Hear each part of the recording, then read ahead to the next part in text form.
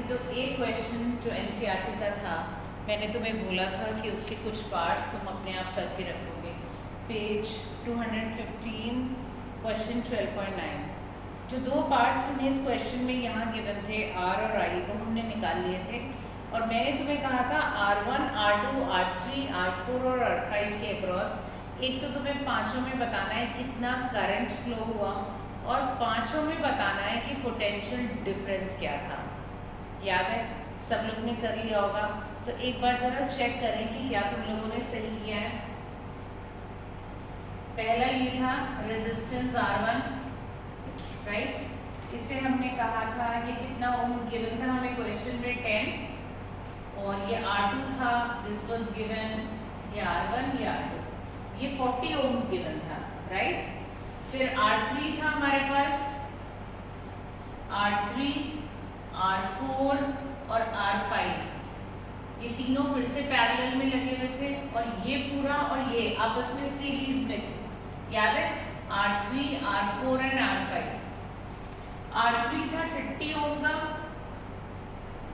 ये 20 ओम्स और ये था 60 ओम्स, और ये कनेक्टेड थे एक 12 वोल्ट की बैटरी के साथ।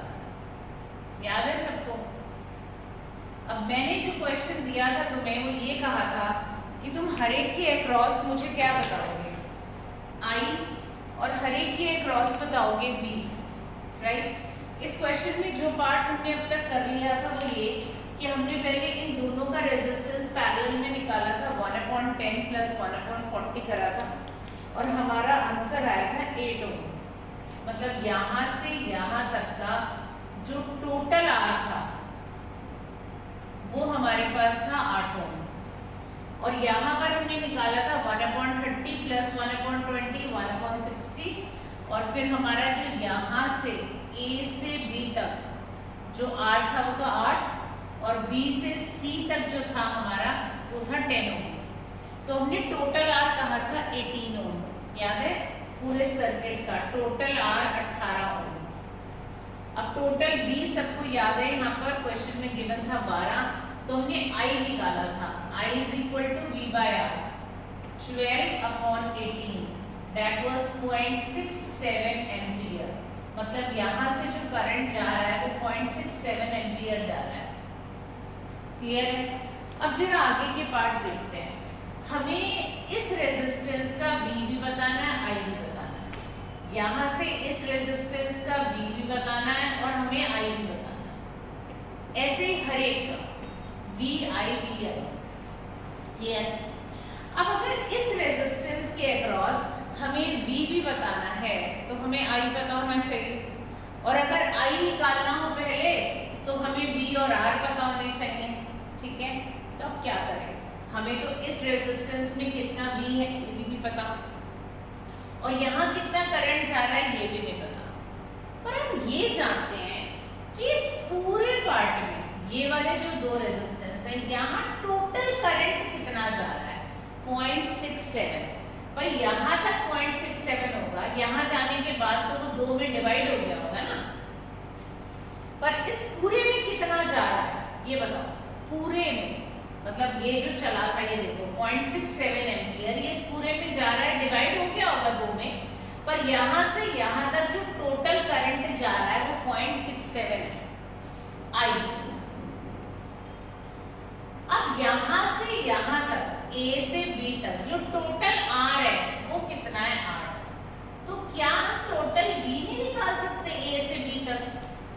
V is equal to IR, 0.67 into 8। क्या मेरी बात समझ में आई? तो हमारे पास आ जाएगा V, ये आया सॉल्व करके 5.36, 5.36। समझ में आया? यानी कि A से B तक, ये A से लेकर B तक जो V है वो 5.36 V है। अब 5.36 V है यहाँ से यहाँ, पैरेलल में तुम्हें पता है V सेम रहता है, तो इसका V भी यही हो गया 5.36। क्लियर है? अब तुम्हें V पता चल गया तो क्या निकाल सकते हो, आई, क्योंकि तुम्हें V और R पता चल गया। आई इस जगह पर क्या होगा बताओ, यहाँ पर V अपॉन R मतलब 5.36 अपॉन 40। यहाँ पर आई क्या होगा 5.36 अपॉन 10, सॉल्व करके 0.536 आ गया। यहाँ पर ऐसे ही सॉल्व करोगे 5.36 अपॉन 40 तो यहाँ आएगा 0.134 एम्पियर। अब तुम चेक भी कर सकते हो कि तुमने ये सही किया है या गलत। देखो यहाँ से करंट 0.67 एम्पियर चला था, तो वही 0.67 2 में डिवाइड हुआ था ना, तो तुम ये जरा इन दोनों को ऐड करके देख लो, इस करंट को जो इसमें गया और जो इसमें गया, 0.134 और 0.536 तकरीबन 0.67 एम्पियर ही आ रहा है। इसका मतलब यही करंट जो तुमने ये दोनों करंट्स निकाले हैं ये बिल्कुल सही है। क्लियर? अब ऐसे ही तुम्हें यहाँ हर एक के अक्रॉस आई बताना है, हर एक के अक्रॉस क्या बताना है, V। अब तुम यहाँ से यहाँ तक का टोटल R जानते हो, टोटल R यहाँ से इस हिस्से में 10 ओम है, तुम टोटल I भी जानते हो। देखो ये 0.67 यहाँ चला होगा, डिवाइड हुआ होगा, फिर जुड़ गया होगा, तो फिर से कितना हो गया 0.67।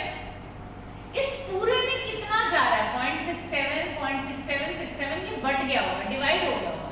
कुछ हिस्सा 0.67 में से इसमें गया, कुछ इसमें और कुछ इसमें, लेकिन टोटल जो इन तीनों में गया वो कितना था 0.67। टोटल इन तीनों में जो R था यहाँ से यहाँ तक वो कितना 10। तो टोटल क्या हम B से C तक V नहीं निकाल सकते IR करके, 0.67 इंटू 10 मतलब V हो गया 6.7 V। क्लियर है? ऐसे भी कर सकते थे तुम कि ये 12 वोल्ट है, 12 वोल्ट है यहाँ से लेकर यहाँ तक, क्योंकि ये कनेक्टेड है और ये कनेक्टेड है। यहाँ से यहाँ तक कितने वोल्ट आ गया था 5.36। 12 में से तुम 5.36 माइनस कर दो, 4, 9 में से 3 गया 6 और यहाँ 11 में से 5 गया कितना 6.64 V यहाँ से यहाँ तक। तो चाहे ऐसे निकाल दो और या ये सॉल्व करके 6.7 अप्रोक्सीमेटली ऐसे निकाल दो, बात एक ही है। अब जब तुम्हें V पता चल गया, B से C तक 6.64 कह दो या 6.7 किसी भी तरीके से निकाला है, यहाँ से यहाँ तक V इतना है, तो इसमें भी यही, इसमें भी यही, इसमें भी यही। अब तुम्हें सबके V पता चल गए, 6.7, 6.7, 6.7। तुम्हें V पता, तुम्हें R पता, क्या हर एक का I नहीं निकाल सकते? इस वाले केस में निकालोगे R3 के लिए तो I हो जाएगा V बाय R। V बता दो कितना है 6.7 और R है 30, R है 30, तो सॉल्व करके आएगा तकरीबन 0.223। R4 में निकालोगे अगर I तो I आएगा V है 6.7 अपॉन R4 कितना है 20, तो ये सॉल्व करके आएगा तकरीबन 0.335। ऐसे ही इस हिस्से में निकालोगे R5 में तो I आएगा 6.7 अपॉन 60, 0.111 एम्पियर। अब इन तीनों करंट को ना जो आए हैं इन्हें ऐड कर लो, ये 6 यही बैठेगा जो हमारा टोटल करंट था 0.67, ऐड करके देखोगे ना तो इतना ही बैठेगा। तो समझ में आया कि 0.67 यहाँ यहाँ और यहाँ डिवाइड हो गया। क्लियर है? बोलो। देखो एक बार इसको नीटली फिर से समझो, जरा एक बार दोबारा समझो। देखो क्वेश्चन में इस बार मैं कैलकुलेट नहीं करूंगी, सिर्फ करने का तरीका बताऊंगी एक बार दोबारा से। यहाँ देखो हमारे पास ये 2 रेजिस्टेंस है यहाँ पर R1 और R2। फिर सीरीज में यहाँ पर 3 और हैं, मतलब ये 3 इसके साथ सीरीज में, ये 3 आपस में तो पैरेलल में है, R3, R4, R5। हमें एक तो पता है ये 12 वोल्ट और एक हमें इनके इंडिविजुअल रेजिस्टेंस पता है कि इसका कितना है R, इसका कितने ओम है, ये लिख दो। चलो कितना कितना था, 10, 40, 30, 20, 60, 10, 40, 30, 20 और 60। अब तुम्हें ना सबके अक्रॉस I और सबके अक्रॉस V बताना है। तुमने टोटल R निकाल लिया था, इसका टोटल निकाला था 8 आया था, इसका टोटल निकाला था 10 आया था। ये दोनों आपस में कैसे थे, सीरीज में, क्योंकि जो करंट I यहाँ से चला जो इसमें जा रहा है वही I करंट यहाँ डिवाइड हुआ, लेकिन फिर से I इसमें गया, तो I सेम गया इन दोनों में, इसलिए ये दोनों क्या है सीरीज में। तो 10 + 8 हमने 18 ओम टोटल R कह दिया था और टोटल भी 12 था, तो टोटल I निकाल लिया था, वो 0.67 आया था। अब यार जाहिर सी बात है कि ये 0.67 एम्पियर करंट यहाँ जाकर इस पॉइंट पर 2 में डिवाइड हुआ होगा, तो हमें इनका I भी निकालना है, इन दोनों में कितना कितना गया 0.67 में से, और इन दोनों का V भी निकालना है। अगर V अभी हमें क्वेश्चन में दिखाई दे रहा है तो वो यहाँ से लेकर यहाँ तक 12 वोल्ट है, हमें यहाँ से यहाँ नहीं पता कितना है, इसे A मान लेते हैं, इसे B पॉइंट, इसे C, A से C तक पता है 12 वोल्ट है, A से B और B से C नहीं पता कितना है टोटल। हाँ यहाँ A से C तक 12 वोल्ट है। अब तुम्हें अगर इनके अक्रॉस V भी निकालना है और इनके अक्रॉस I भी निकालना है तो क्या तरीका है, तुम्हें यहाँ से यहाँ तक R पता है 8 है, तुम्हें यहाँ से यहाँ तक करंट पता है 767 जा रहा है, I और R पता है, तो क्या यहाँ से यहाँ तक V निकाल सकते हो कि नहीं, IR करके निकल गया। जब तुम्हें V निकल गया तो वो तो इसके लिए भी वही V है, इसके लिए भी वही है, V पता चल गया और R तुम्हें दिया हुआ था क्वेश्चन में, तो तुम क्या निकाल सकते हो, I यहाँ पे भी निकाल सकते हो। दोनों I को ऐड करके देखो कि क्या 0.67 आ रहा है जो गया था, क्योंकि वही तो डिवाइड हुआ होगा दोनों में। क्लियर है। ऐसे ही यहाँ B से C तक तुम्हें टोटल R पता है 10, तुम्हें टोटल करंट भी पता है जो इन तीनों में जाके एंटर हुआ होगा, यहाँ से 0.67 टोटल, तो टोटल I पता, टोटल R पता, तो टोटल V निकाल लो। बस V निकल गया, वो इसका भी वही, इसका भी वही, इसका भी वही, V/R करा तो I, V/R करा I, V/R करा I, उस सब I को ऐड करके देखो वो वही होना चाहिए 0.67, क्योंकि वही करंट तो तीनों में डिवाइड हुआ था। क्लियर है सबको। चलो अब आगे करते हैं क्वेश्चंस, कुछ और न्यूमेरिकल्स करते हैं NCERT के। अब आ जाओ जरा पेज नंबर, बेटा आप पीछे आ जाओ, एक पेज पीछे आ जाओ, क्योंकि ये क्वेश्चंस हमने करे नहीं थे कल। 213 पेज आ जाओ, इंटेक्स्ट क्वेश्चन गिवन है, जरा एक बार यहाँ देखो, रीड करो question, in-text question, page number 213।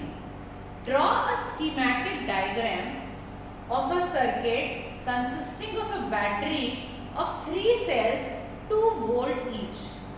अब अगर 3 सेल कह दिए हैं, कैसे बनाओगे बेटा, एक सेल, फिर ये ज्वाइन करा दूसरा सेल, फिर ये एक और ज्वाइन कर दिया तीसरा सेल, हर सेल 2 वोल्ट 2 वोल्ट 2 वोल्ट, तो टोटल वोल्ट कितना हो गया 6। अब 3 रेजिस्टर्स लगे हुए हैं एंड अ प्लग की, ऑल कनेक्टेड इन सीरीज, 5, 8 और 12 ओम के, 5 ओम का,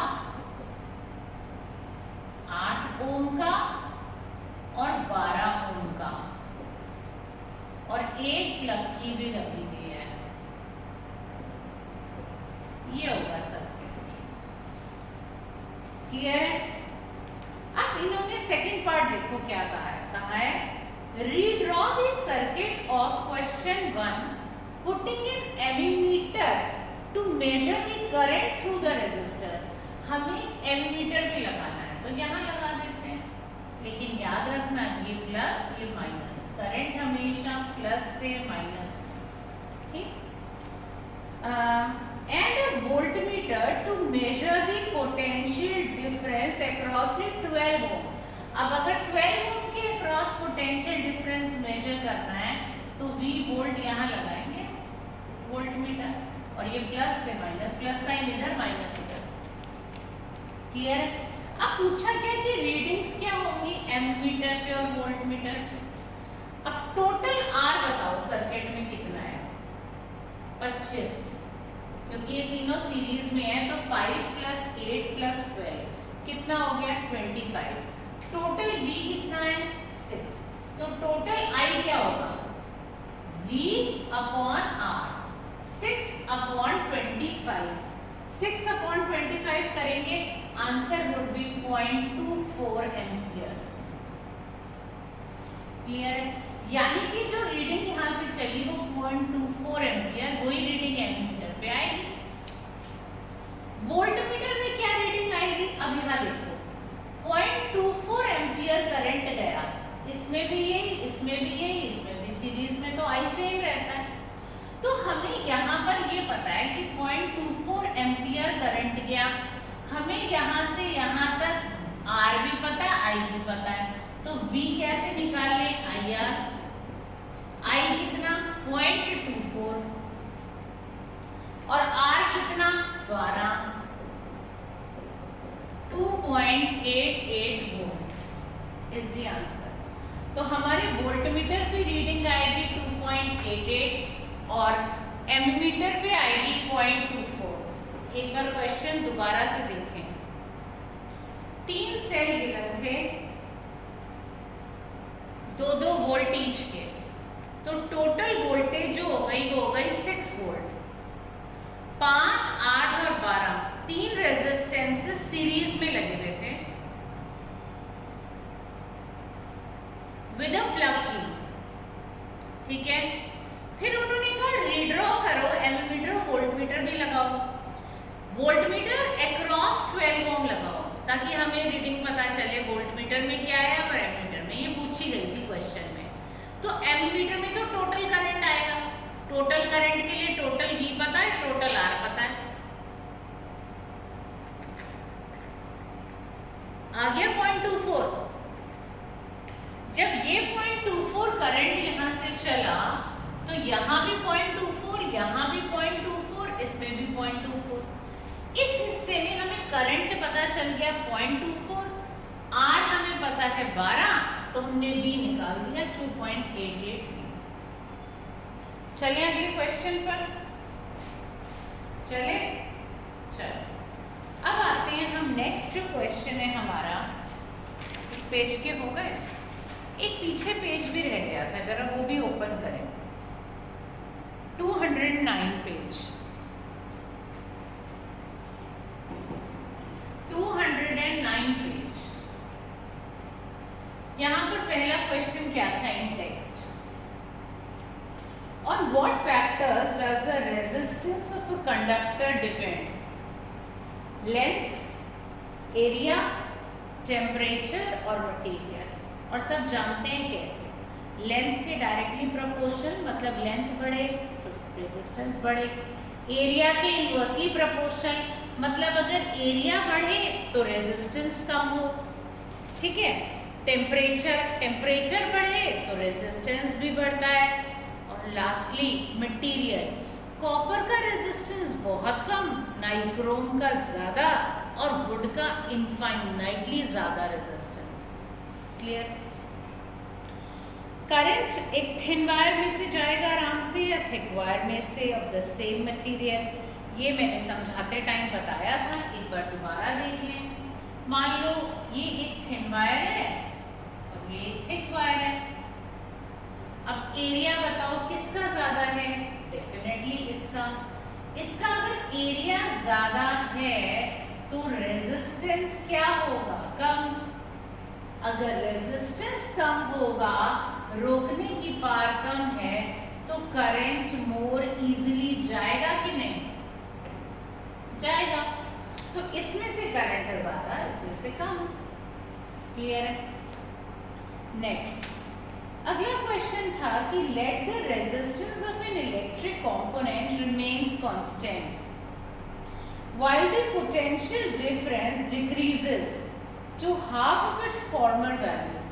अगर पोटेंशियल डिफरेंस पहले v था तो v/2 हो गया, हाफ हो गया अपनी प्रीवियस वैल्यू के लिए, और ये मान के चल रहे हैं कि r सेम है, तो how will the current through it would change. अब v प्रोपोर्शनल टू i है, अगर ये हाफ हो गया तो करंट भी हाफ हो जाएगा। Simple, Ohm's law.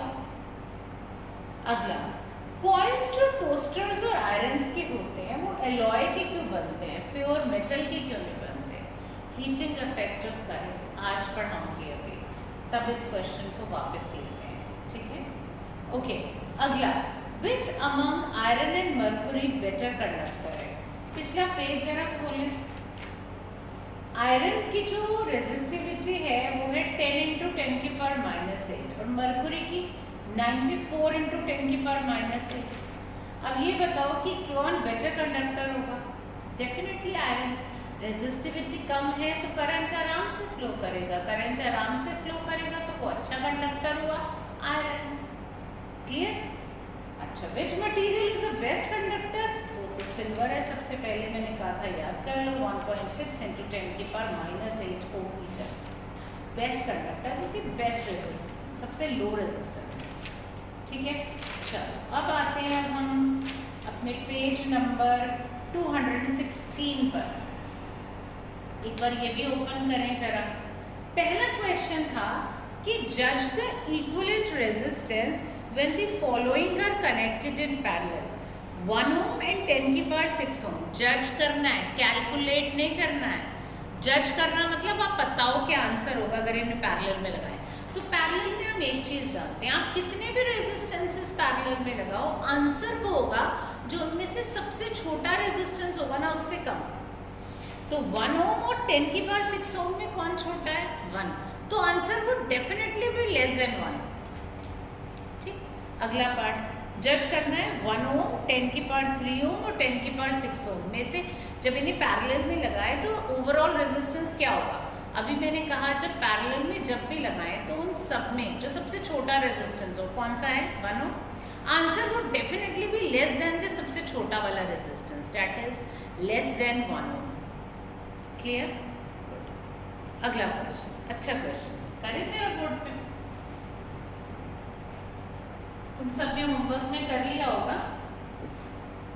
नहीं करा, बहुतों ने करा भी नहीं होगा, आई नो। चलो अब देखो फिर, electric lamp of 100 Om,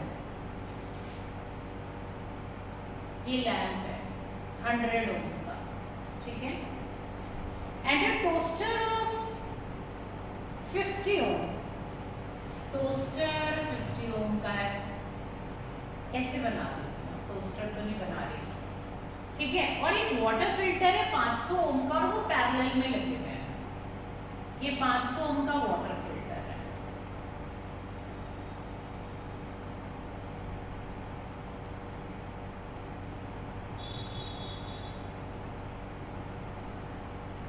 sorry 500, all connected in parallel, ठीक है, टू अ 220 वोल्ट सोर्स। चलो मैं यहाँ वो बैटरी का साइन नहीं बना रही, 220 वोल्ट लिख दिया, 100, 50 और 500, ठीक है, 220 वोल्ट सोर्स के साथ कनेक्टेड है। What is the resistance of an electric iron connected to the same source that take as much current as all the 3 appliances and what is the current through it? बोला है कि अगर एक iron 220 volt line के साथ ही हम लगा दें पैरेलल में, ठीक है, तो वो कितना करंट ड्रॉ करेगी, और इसका I भी बताना है और R भी बताना है, ठीक है, 2 चीजें बतानी है। क्वेश्चन में गिवन ये है कि आयरन उतना ही करंट ड्रॉ करती है जितना कि ये 3 रेजिस्टेंसेस करते हैं 220 वोल्ट से, मतलब जो आई यहाँ होगा वही आई यहाँ होगा। क्लियर है? तो अब डेफिनेटली बात है, अगर 220 वोल्ट और 220 वोल्ट ये कह रहे हैं सेम, आई भी कह रहे हैं सेम, ये आयरन भी same amount of current draw करती है जितना ये 3 करते हैं, तो ये 3 का जो ओवरऑल रेजिस्टेंस है डेफिनेटली वो आयरन का रेजिस्टेंस होगा, तभी तो वो सेम करंट ड्रॉ कर रही है 220 वोल्ट के साथ। तो इनका रेजिस्टेंस क्या है? 1/R equal to 1/100 plus 1/50 plus 1/500। 500 LCM आ गया, 5 प्लस 10 प्लस 1 16/500 1/R। तो R क्या हो गया? 500/16, यही होगा ना। तो that will be equal to 31.25 ohm, यानी कि ये जो आयरन है ना इसका रेजिस्टेंस इतना है इसका, क्योंकि उन्होंने कहा था कि 220 वोल्ट के साथ वो उतना ही करंट ड्रॉ करती है जितना ये 3 करते हैं। तो अगर ये 3 कितना करेंगे ये निकाल सकते हैं अभी हम, कितना करेंगे पहले हम क्या निकाल लें? R आ गया 31.25। अब टोटल R पता, टोटल V पता, तो टोटल I निकाल सकते हो, V is equal to I है। V कितना है बता दो? 220। R कितना है? 31.25, तो I आ गया। सॉल्व करेंगे तो I आया होगा 7.04 एम्पियर, यानी कि ये 3 जो करंट ड्रॉ करते हैं वो 7.4 एम्पियर करते हैं, तो ये आयरन भी इतना ही कर रही है। क्लियर? और ये पूछा था कि ये आयरन उतना ही करंट ड्रॉ करे तो इसका रेजिस्टेंस कितना होगा? अरे इतना ही होगा ना जितना इन तीनों का आया था। कितना है? 31.25 इसका रेजिस्टेंस, करंट 7.04। कोई doubt? Third part, What are the advantages of connecting electrical devices in parallel? चलो अब यही बात कर लेते हैं। अब जानते हो कि हमारे घर में जो भी डिवाइस लगा हुआ है ना सब पैरेलल में लगे हैं, मतलब पंखे, ट्यूबलाइट है ना, और जो हमारे माइक्रोवेव, गीजर, फ्रिज, टीवी, जो कुछ भी अप्लायंस है they are all connected in parallel. ऐसे ऐसे लगे हैं 220 वोल्ट सप्लाई लाइन के साथ। क्यों भाई, क्या एडवांटेज है? सीरीज में क्यों नहीं लगा रखे सारे अप्लायंसेस, पैरेलल में क्यों है? पहला, पैरेलल में तुम जानते हो V रिमेन सेम, तो ईच अप्लायंस, हर एक अप्लायंस को विल गेट 220 वोल्ट, हर एक को 220 वोल्ट मिलेगा। अगर घर के सारे अप्लायंस ऐसे लगा देते सीरीज में, चलो तो 220 वोल्ट जो करंट ये था पोटेंशियल डिफरेंस, ये तो यहाँ से यहाँ तक होता, मतलब उन अप्लायंसेस में बढ़ जाता, टोटल 220 होता ना। यहाँ पे तो हर एक अप्लायंस को 220 वोल्ट मिल रहा है, तो हमें पता है हमारा फ्रिज भी 220 पे चलता है, हमारा गीजर भी, हमारा टोस्टर भी, हमारा फ्रिज भी, टीवी भी, पंखे भी, ट्यूबलाइट भी, तो सबको सेम वोल्टेज मिलता है, वही सेम होगा, तो करंट जो है वो भी तो तभी जाएगा ना उसमें से। ठीक है V, और हर एक को आप इंडिविजुअली ऑपरेट भी कर सकते हो, यहाँ स्विच लगा दो हर एक में,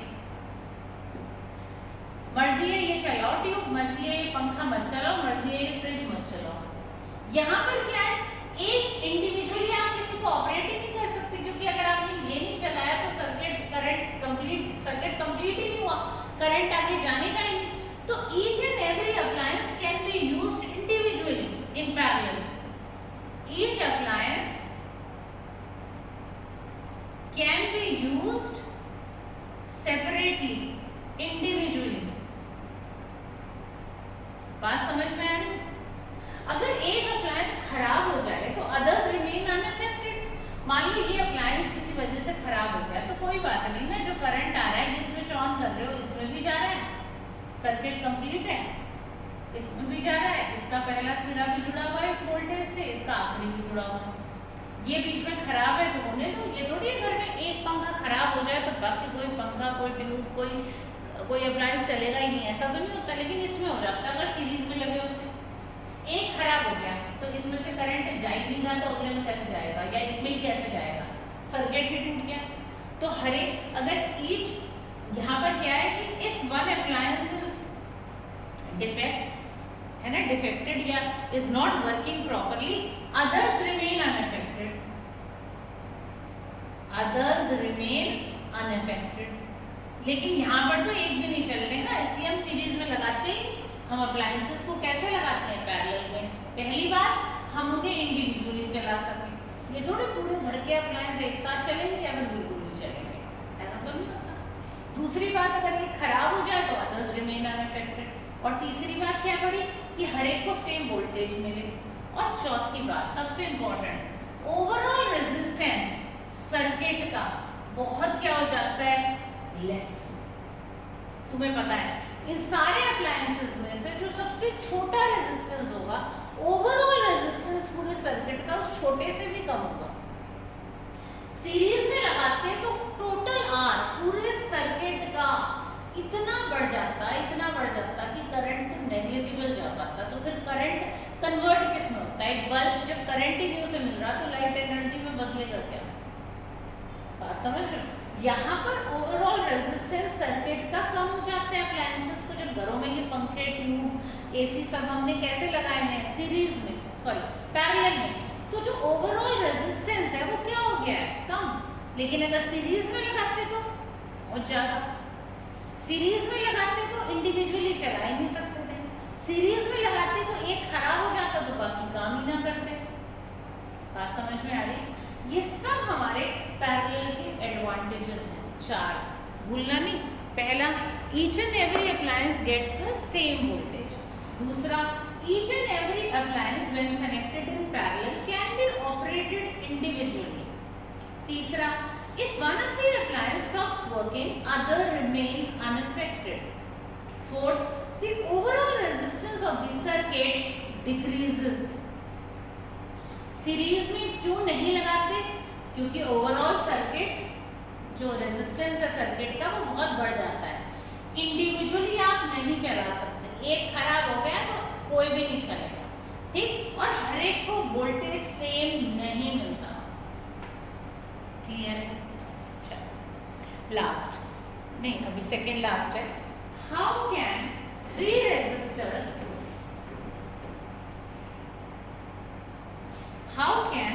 रेजिस्टर्स ऑफ रेजिस्टेंस 2, 3 और 6 कनेक्ट करेंगे, टोटल 4 आ जाए।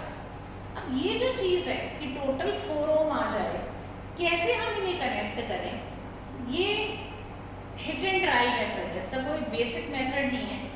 तो अगर 4 ओम चाहिए, हमारे पास देखो 2 ओम का एक रेजिस्टेंस है और 3 और 6 के हैं, यही है।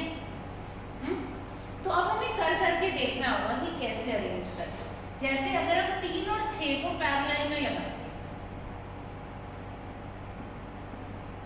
है ना, तो क्या होता बताओ, जो ओवरऑल रेजिस्टेंस यहाँ पर होता 1/R would be 1/3 plus 1/6। LCM क्या होता, 6, 3 2 जा 6 1 जा 3/6 1/2, ये 1/R होता। तो R कितना आ गया था, 2 ओम। अब इसको सॉल्व करा तो 2 आया, और 2 + 2 सीरीज में, तो टोटल जो R होता 2 ये वाला और 2 ये वाला, जो इसे सॉल्व करके आया, कितना आ जाता 4। तो कैसे लगाएं तीन रेजिस्टेंसेस को, 3 और 6 ओम को पैरेलल में connected in series with 2 ohm resistor, ठीक। अगला पार्ट इसमें क्या था, इनको कैसे लगाएं कि आंसर 1 ओम आ जाए। अब 1 ओम, अब 3 रेजिस्टेंस है, 2, 3 और 6, इसमें से सबसे छोटा कौन सा है, 2 ओम वाला। आंसर उससे भी कम आ रहा है, इसका मतलब 100% ये तीनों पैरेलल में लगे। तो सेकंड पार्ट में ये तीनों कैसे लगे होंगे पैरेलल, ऐसे। है ना, ये कैसे लगाएं, ऐसे लगा दे भाई पैरेलल, ठीक है। 2, 3 और 6 एलसीएम ले इसका, क्या होगा बताओ, 2 3 = 6, 3 + 3 2 + 1 6/6 मतलब 1 R आ गया 1। तो कैसे लगाए हम इन 2, 3 और 6 को पैरेलल में। क्लियर है? Last question, what is the highest and the lowest total resistance that could be secured by combinations of 4 coils of resistance 4 ohm, 8 ohm, 12 and 24? Highest और लोएस्ट कैसे आ सकता है? हाईएस्ट के लिए तो सीरीज में लगा दो सबको, 4 + 8 + 12 + 12, तो अपने आप ही हाईएस्ट रेजिस्टेंस आ जाएगा। हाईएस्ट रेजिस्टेंस अगर सिक्योर करना चाहते हो तो क्या करो, सबको सीरीज में लगा दो, 4 ओम वाला और कितने ओम के थे, 8, 12 और 24। अगर हम हाईएस्ट रेजिस्टेंस सिक्योर करना चाहते हैं, अचीव करना चाहते हैं, तो इन्हें सीरीज में लगा दें, तो टोटल आर कितना आ जाएगा, 48। और अगर इन्होंने पूछा लोएस्ट चाहते हो तो सबको पैरेलल में लगा दो, तो 1/4 + 1/8 + 1/12 + 1/24 सॉल्व करें, आंसर 2 ओम आ जाएगा। ऐसे लगाते मतलब पैरेलल में, ये 4 वाला, ये 8 वाला, ये 12 वाला, ये 24 वाला, पैरेलल में लगाते हैं तो हमें लोएस्ट रेजिस्टेंस मिल जाएगा। कोई डाउट? लास्ट क्वेश्चन में था कि अगर हमें सीरीज में लगाएं, हमें हाईएस्ट रेजिस्टेंस ऑक्यूपाई करना है तो हम सीरीज में लगाएं कि पैरेलल में लगाएं, है ना? तो अगर हाईएस्ट चाहते हैं तो सीरीज में लगाते हैं, लोएस्ट चाहते हैं तो पैरेलल में लगाते हैं। क्लियर? चलो अब आते हैं, थोड़ा सा पढ़ लेते हैं, न्यूमेरिकल बहुत कर लिए, ठीक है? आए हीटिंग इफेक्ट ऑफ करंट पर, चैप्टर का अगला part, right? Heating effect of current, नाम से कुछ समझ में आ रहा है? What is heating effect of current? Heating effect of current क्या है? हीटिंग इफेक्ट ऑफ करंट होता है कि जब करंट, मैंने तुम्हें बताया था एक बार, जरा रिकॉल करते हैं कि रेजिस्टेंस के बिहाफ पर सब्सटेंसेस 3 तरह के थे। कंडक्टर्स, याद है, जिनमें बहुत ही कम रेजिस्टेंस था, बहुत ही कम। इंसुलेटर्स, जिनमें इनफाइनाइटली हाई था। इनफाइनाइटली हाई रेजिस्टेंस का मतलब बहुत ज्यादा, ठीक है?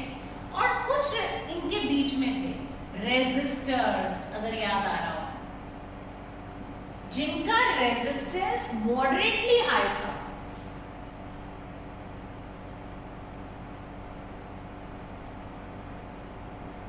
वो थे नाइक्रोम, कॉन्स्टेंटन, मैंगनीज,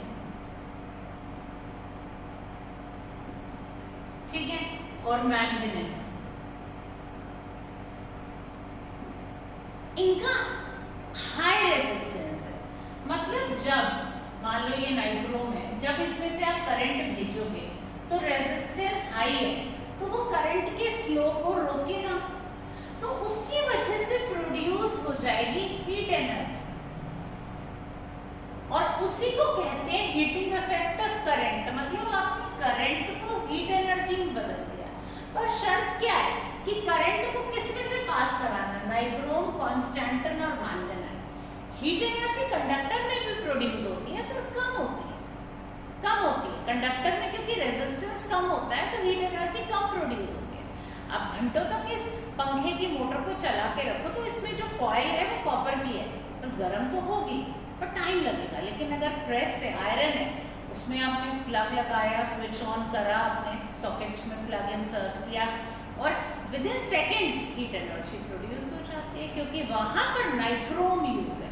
टोस्टर में, गीजर में, सब जगह क्या यूज्ड है? नाइक्रोम, कॉन्स्टेंटन, मैंगनीज, ये सब एलॉयज हैं, ठीक है? इनका मॉडरेटली हाई रेजिस्टेंस है, तो जब आप करंट भेजते हो तो हाई रेजिस्टेंस की वजह से वो current electrical energy heat energy में कन्वर्ट हो जाती है, ठीक है?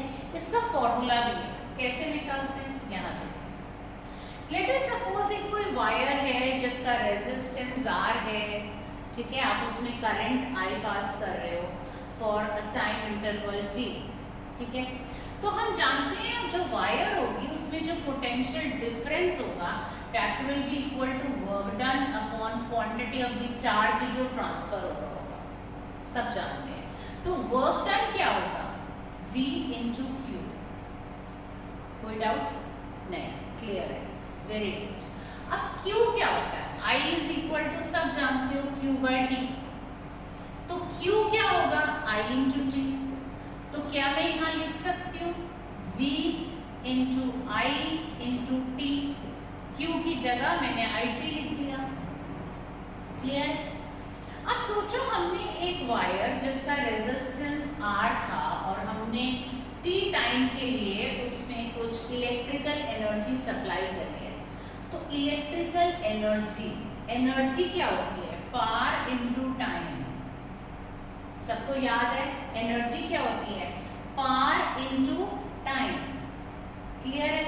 अब जो आप एनर्जी उसे दे रहे हो वही तो एक्चुअल में हीट एनर्जी में बदलेगी, वही तो हीट एनर्जी में बदलेगी, तो हीट एनर्जी को भी हम P into T कह सकते हैं कि नहीं, ठीक। अब जो हमारी पावर है, हाँ, अब यहाँ पर अगर हम देखें एक फॉर्मूला हमने पढ़ा था P is equal to VI, याद है P is equal to क्या पढ़ा था हमने, VI, तो क्या मैं यहाँ P को VI लिख सकती हूँ, लिख सकती हूँ, तो हीट एनर्जी आ गया हमारा V into I into T, ठीक। और एक बात और, हमने V को हम क्या लिख सकते हैं ओम्स लॉ से, IR जो इस वायर का रेजिस्टेंस है और I जो करंट इसमें से जा रहा है, V को हम क्या लिख सकते हैं IR, तो हीट एनर्जी V की जगह अगर मैं IR लिख दूं और I into T, तो हमारा हीट आ गया H equal to I square RT, H क्या आ गया हमारा I स्क्वायर RT, ठीक है। इसको एक और फॉर्मूले से भी डिराइव कर सकते थे हम, इस वाले फॉर्मूले से भी कर सकते हैं, वो भी बताती हूँ कैसे, ठीक है। पर पहले एक बार ये समझ लें कि लेट अस सपोज एक वायर है, उसमें से आप करंट भेज रहे हो, ठीक है, उसका रेजिस्टेंस R है, करंट I भेज रहे हो T टाइम के लिए, ठीक। तो जो इलेक्ट्रिकल एनर्जी उसमें आप दे रहे हो वही तो कन्वर्ट होगी ना हीट एनर्जी में, तो एनर्जी जो आप दे रहे हो वो P into T है। P को हम VI भी कह सकते हैं, कैसे कह सकते हैं, वो तुम्हें याद होगा, हम पावर को कहते थे वर्क डन अपॉन टाइम, याद है सबको, और वर्क डन को हम क्या कहते थे, ये VIT, ये कैसे आया है ये तुम देख रहे हो, तो P जो है हमारा वो VIT अपॉन T, तो T से T कैंसिल, P आ गया था हमारा VI, ये जो मैंने यहाँ लिख दिया, बात समझ में आ रही है कि जो एनर्जी आप सप्लाई कर रहे हो, एक बार फिर से सुन लो, जो एनर्जी आप उस नाइक्रोम के वायर हीटर में आप जो उसे एनर्जी सप्लाई कर रहे हो वही तो हीट एनर्जी में बदलेगी ना, the electrical energy due to high resistance will be converted to heat energy, clear. अब एनर्जी जो आप उसे दे रहे हो उसे P into T लिख सकते हैं, क्योंकि एनर्जी पावर इनटू टाइम होता है, पावर तुम्हें याद होगा वर्क डन अपॉन टाइम है, वर्क और एनर्जी एक ही बात है, तो एनर्जी को P into T लिख सकते हैं। अब ये P को मैंने VI कैसे लिखा, वो यहां से देखो, V W by Q है, W V into Q है, Q को हम IT लिख सकते हैं, W को VIT लिख सकते हैं, power W by T VIT, W को लिखा यहाँ से, T से T कैंसिल, तो P इक्वल टू VI आ गया। आप इसे चाहो तो यहाँ पर डिराइव करके दिखाओ, नहीं चाहो तो सीधा भी लिख सकते हो, यहीं से स्टार्ट करो और ये एंड अप कर दो कि P तो हम जानते हैं V into I है, T हमने यहाँ लिख दिया, ठीक। V को ओम्स लॉ से IR होता है, सब जानते हैं, according to Ohm's law V is equal to IR, तो वो हमने यहाँ लिख दिया IR इंटू आई टी, तो हीट एनर्जी आ गया आई स्क्वायर आर टी। मतलब जो हीट एनर्जी इसमें प्रोड्यूस होगी वो किस बात पे डिपेंड करिए, करंट आप कितना दे रहे हो उसके स्क्वायर के। मतलब अगर करंट 2 एम्पियर जा रहा था और आपने डबल कर दिया करंट को, तो हीट एनर्जी 4 टाइम्स बढ़ जाएगी, क्योंकि हीट एनर्जी जो है वो आई स्क्वायर के इक्वल, मतलब उसके प्रोपोर्शनल है कि अगर करंट आप 2 गुना बढ़ाओ तो जो हीट एनर्जी बढ़ेगी वो 4 गुना बढ़ेगी। रेजिस्टेंस आप बढ़ाओगे कॉइल का तो भी हीट एनर्जी बढ़ेगी, लेकिन अगर उसे डबल करो तो डबल ही होगा।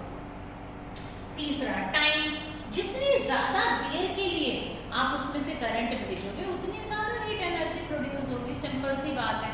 अगर आपने एक आयरन लगाई है गर्म होने के लिए और आपने 1 मिनट के लिए लगाई थी, या कुछ पहले आपने 30 सेकेंड्स लगाई और फिर आपने 2 मिनट तक लगाई, तो ज्यादा टाइम तो ज्यादा हीट एनर्जी होगी नहीं होगी? सिंपल सी बात है, होगी। करंट एक बार आप 150 वोल्ट पे चला रहे थे और एक बार 220 वोल्ट पे, तो जब V बढ़ा तो I बढ़ेगा, तो हीट एनर्जी जाहिर सी बात है 220 वोल्ट पे ज़्यादा होगी, क्योंकि V बढ़ा तो क्या बढ़ा होगा? I बढ़ेगा तो हीट एनर्जी। रेजिस्टेंस पे डिपेंड करता है, रेजिस्टेंस बढ़ाओगे तो क्या बढ़ेगी? हीट एनर्जी, क्योंकि उतना रोकने की पावर ज़्यादा, करंट उतना ज़्यादा किस में कन्वर्ट होगा? हीट एनर्जी में।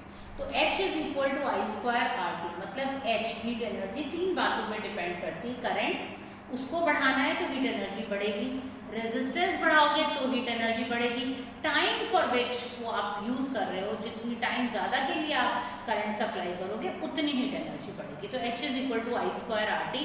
This is also known as Joule's law of heating. What is this known as?